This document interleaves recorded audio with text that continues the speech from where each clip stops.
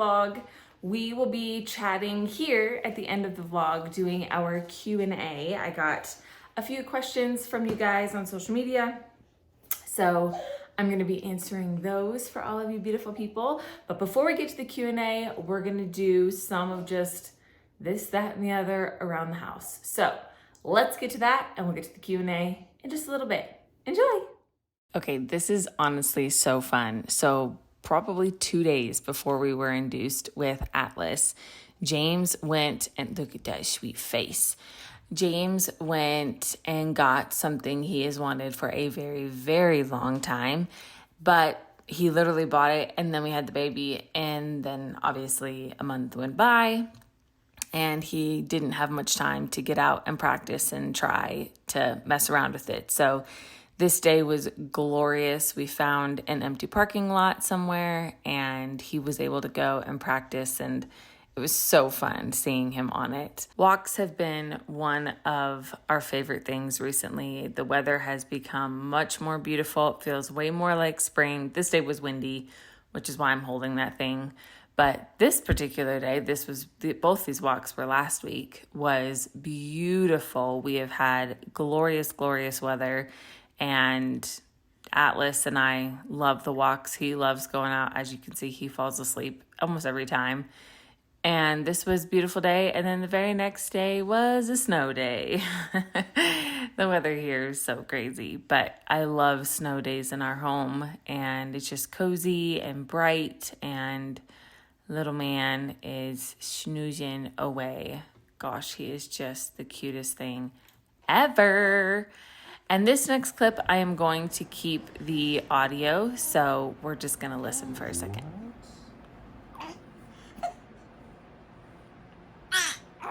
Oh, goodness. That's crazy. Yeah. What happened next? First solo adventure was a success. It's really exhausting carrying this up the stairs after so long of not working out or carrying anything. I'm so proud of myself. Good first solo outing with the baby. We ran an errand and we went to the chiropractor. We did it. Hello friends, we are baby wearing because today we are going to clean up the house. My hubby had to go to post today. So if you don't know, we're a military family. And so while he's away, baby and I are gonna get some cleaning done, and we'll see how much I get done with him in the wrap. He's been in the wrap for like 30 minutes already because he was wanting to be held right away. So we're gonna clean and get stuff done.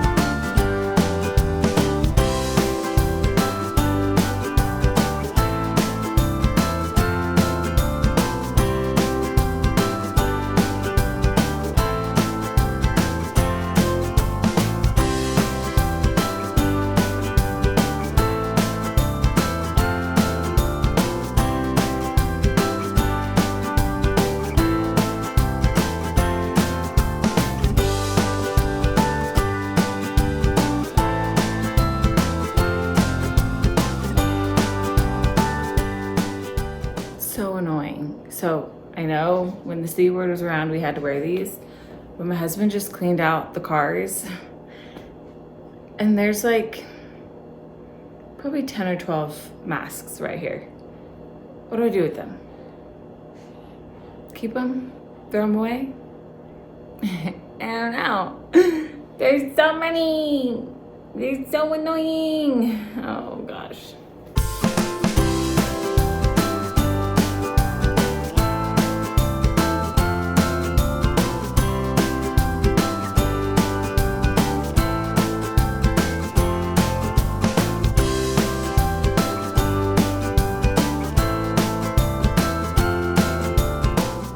Let's tackle that monstrosity right there. Let's go. I love cleaning videos like this. Obviously, they're super sped up, but it's very pleasing to watch them. I'm talking to the camera here because I was explaining these boards, which I went into way too much explanation on both those things. Basically, the boards are for Atlas's changing table, and the bag was full of Shorty stuff. I still have this to organize and clean up, but the baby has awoken. So I'm gonna take him out, I'm gonna feed him, and we'll get to that a little bit later. I may or may not show you. I might videotape it, might not, I don't know. But it's all of our jackets and some more Shorty stuff, so. All right, he's ready. We're gonna go eat. It feels so good to have my April goals put back on the board. I did not put the March goals on the board, and I definitely should have, even though we had the baby in March. I think it would have helped me kind of keep on track with a few things, but also it was the first month of Atlas's life, and I'm very, very thankful we were present and were able to just hang out with family and friends and all of that fun stuff. So I'm very thankful to have these back on the board, having the house picked up this day, getting the goals on the board. I just felt very accomplished, and my life feels like some semblance of routine and organization and pattern is coming back to it, and it feels so good. I'm drawing an Easter picture on here. All right, we are going to do our Q&A now. The baby is right here, but he's very content in his little chair. So if you hear his little squeaks and hums and coos and all of that, it's because he's literally right here in his chair. If he gets fussy, he'll join us. This also, don't be alarmed by it. I've had questions on it before. My husband is in the Army, and this was one of the battalions he was a part of. He's been in service for quite a while, so this was one of the battalions he was a part of, and now I wear the sweatshirt, so super fun. All right, let's get right into it. I only have a handful of questions, which is perfect. One of the questions I will address right off the bat.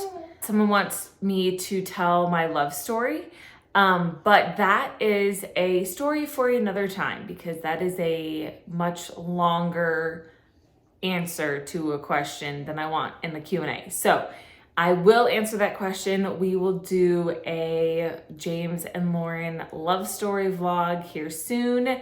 Maybe we will do a love story vlog around our anniversary, and I'll share the whole shebang because it's actually pretty crazy. Okay, first question. What is the biggest difference between nannying and mommying? So if you don't know this about me, I was a nanny for several years for 2 different families. I have grown up serving in the church, children's ministry, and tons of babysitting and all of that. So I've been around kids a ton. And specifically, I have been around young kids, because typically the kids I would babysit or nanny, and even in church ministry, were all 2 or under. And then occasionally I'd have, a little bit of an older kid, but I almost always had an infant. Biggest difference between being a nanny, a full-time nanny for an infant, and a full-time mommy for an infant is truly like just the emotional side of it. Because when you're a nanny, you love that kid like they're your own. You would do anything for that kid. You're with them 8, 9, 10 hours a day. So you do doctor's appointments and playgrounds and school visits and all the things, but they're not your kid. And so there's a very different emotional response to that child that you get when you're a mom. So becoming a mom and having Atlas now, when he cries, I like physically react to him crying. When he's upset, when he's hungry, where when you're a nanny, you react, but you don't have this like physical gut reaction to them crying or to them being hungry or anything like that. So that is the first biggest difference, is just the emotional reaction to when the baby needs something or, you know, stuff like that. The other thing is nighttime. So as a full-time nanny, I never lived with the family. So I never did nighttime hours. I mean, occasionally I would if the family needed me overnight. One of the families I nannied, the mom had a baby while I was nannying them, and so I stayed with the older child while she was in the hospital having the baby. I did overnight then, but it was for a toddler and it wasn't for an infant. So the exhaustion of doing the nighttime routine and then going into the, you know, 8, 9, 10 hours in the day that I would be with the baby as a nanny, there's an exhaustion that is definitely different than any other kind of exhaustion I've ever felt. And that plays a part in how my day goes and in how I react to the baby and how I react to my surroundings, my spouse, my job, my neighbors. Like, there's so much more that goes into the day because I am now also doing the nighttime routine and I am so tired on top of that. I think those are the biggest differences, the biggest things. The next question is, how did we come up with the name? I don't know. My husband came up with his first name, Atlas. A lot of people have been like, wow, that's so unique. I don't know any other Atlases. I've never really like in person known any Atlases, but I've heard the name and I knew it was a name that you could name your kid. So when we were looking up names, I knew I wanted a unique name. I wanted one that, you know, not everybody would know or recognize or have heard before. And so James was actually the one that was looking up names, and he came up with Atlas. And because we had Atlas and then we had another name, and I'm gonna not say it because that's probably gonna be our next kid if it's a boy. So we had these two names, and the second one just didn't really feel like a firstborn son name. Like, it didn't feel, I don't know, like enough. When James brought Atlas to me, I was like, yes, I love that. And it means bearer of the heavens. And that just felt like a really fitting firstborn son name for our baby. And then his middle name, Jay, which is spelled Jae, is from my husband's name, James. His whole family calls him Jay, Jay. And because he's a firstborn and because he is a son, I knew that I wanted him to have some part of his father's name, just because I think that's really significant and special to have a firstborn son carry on some part of his dad's name. But I didn't want it to be James, and I didn't want it to be so much like his dad's name that it wasn't unique. So I decided to just do Jay instead of James, and to spell it with an E instead of a Y. That's how we came up with his name. Favorite part about being a mom is truly just being a mom, having my own baby.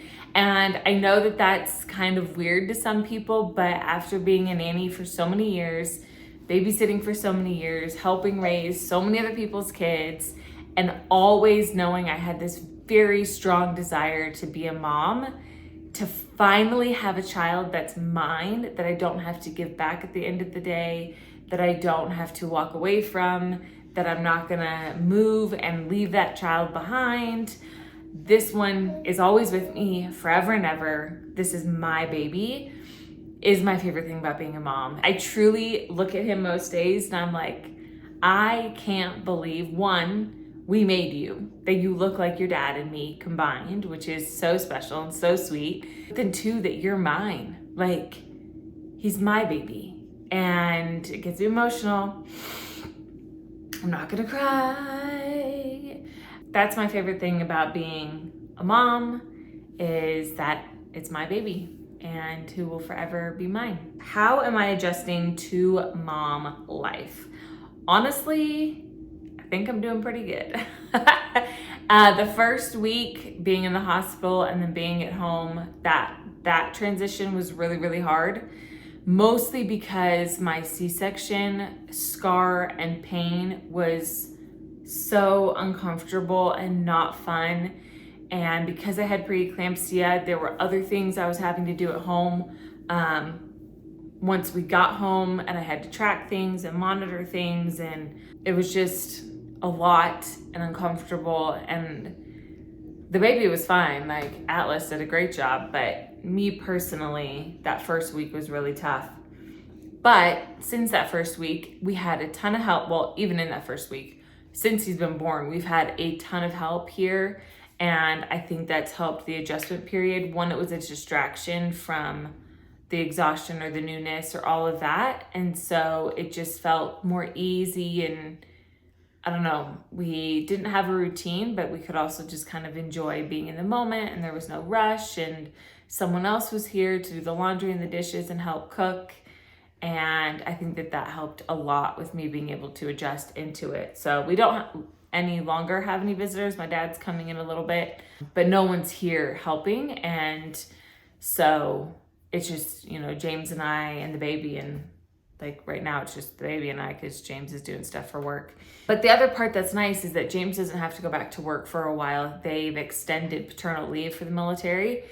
And so he gets a ton of time off, which has been so nice because he now is able to be here with me and help and all of that. So that's super great and wonderful. And I think that's helped with adjusting to mom life. How am I doing emotionally? This is a day by day answer. I could probably give an hour by hour answer. 9 times out of 10, I'm doing excellently emotionally. Truly, I am loving all of this. But there are moments and there are days that are really, really hard. And there was one recently, and I remember getting to bed at the end of the day, and I just rolled over and looked at James, and I was like, today was really hard. And he didn't see it because it was very internal for me. What was hard, the baby was fine that day. He and I were fine that day. Nothing honestly went wrong that day. But I internally, emotionally just was really, really struggling for no particular reason. And I think that's just where the hormones come in. The exhaustion plays a part in that. And yeah, and there was really no reason, but emotionally at the end of the day, I was sad. I was a little anxious, that kind of stuff. But it truly was one day, and then I cried it out that night and talked through it with my husband, and the next day was way better, and I haven't had another day since like that. For all moms, it's very different how they approach the baby stage, if they even enjoy the infant stage. And I very much enjoy the infant stage, the baby stage. And hi, he's being so sweet down there. And so I think that's played a part in how I'm doing emotionally, because I know for some moms, this first 3 months can be really, really tough emotionally for them. I have had my moments where everything just feels topsy-turvy in my emotions and in my heart, and I have a hard time grasping the reality of the day, and I just feel like I'm in my head a lot. But then I'll talk through it with James at the end of the day or in the middle of the day, and I'll feel much better, and I'll feel like reality's clicked back in and I'm back in my own head and I'm all better. So I'm very, very thankful for an incredibly supportive spouse that has truly stuck by me through everything since the moment we met. I'm a very emotional person, regardless of pregnancy and motherhood. So I knew I was probably going to be emotional with motherhood. And so I'm just so thankful that he lets me cry it out. He lets me talk it out. He gives me my space, my time, but then also encourages me not to sit in any one negative emotion, but to walk through it and not just kind of sit in that. So I know that that's helped me very much not be overly emotional or critical or depressed or anxious during this first month of babyhood, motherhood. All right, that is all of the questions that you guys sent me. Like I said, it wasn't a ton. The biggest question was, what's my love story? But we're going to save that for an anniversary video. But I hope you guys have a great Friday. Thanks for hanging out with us. And next week's vlog, sometime either next week's vlog or the next week, I'm going to do a what we eat in a week. I love watching what people eat for dinner, so I'm going to record one of those, but it's got to be very intentional because that's a very hard time of day. But that is in the near future, so be on the lookout for it. But welcome to April. I hope you guys have an incredible Easter Sunday, an incredible Good Friday. I'm so thankful for our Savior and for him coming to earth, living a human life, dying on the cross, but then rising from the dead so that we can all have a personal relationship with a real living God that understands, that has been where we've been, and that loves us so unconditionally. So I hope you're having a great Good Friday, and I hope you guys have a wonderful Easter Sunday. We will see you guys next week. So thankful for all of you. I hope you guys have a great week.